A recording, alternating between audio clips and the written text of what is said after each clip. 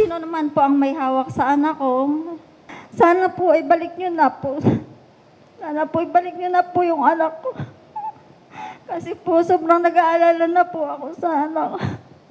On September 2nd, 4 armed persons allegedly took Rosalie Castro's daughter, Jonila Castro, along with Jed Tamano in Orion, Bataan. Jonila, just 21, and Jed, 22, are environmental defenders from the Alyansa para sa pagtatanggol sa kabuhayan, paninirahan at kalikasan ng Manila Bay or ACAPCA Manila Bay.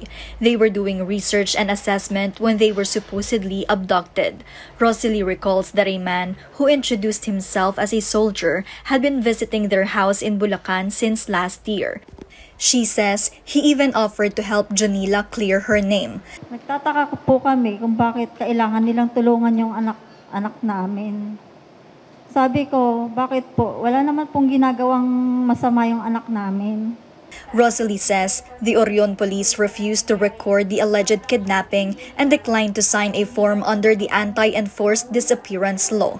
Based on the fact-finding mission of several groups led by ACAPCA Manila Bay, Karapatan and Kalikasan People's Network for the Environment, state forces may be behind the disappearance of Castro and Tamano. They're asking the Senate and the House of Representatives to conduct a probe. Bago ang pagdukot, bago ang sapilitang pagkawala, mayroong pattern na sila muna ay binabansagan na enemies of the state. The Philippine National Police denies it's behind the disappearance. We have an idea, ang mga magulang mismo po ang may idea kung asaan po yung mga kanilang mga anak. But again, I'm not at liberty to reveal this information so as not to preempt po yung efforts po ng mga magulang na ma-recover po yung kanilang mga anak. The armed forces deny any involvement as well, saying the accusation against them is baseless.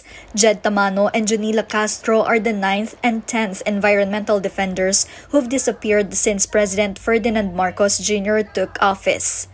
Denisa Fernandez, CNN Philippines.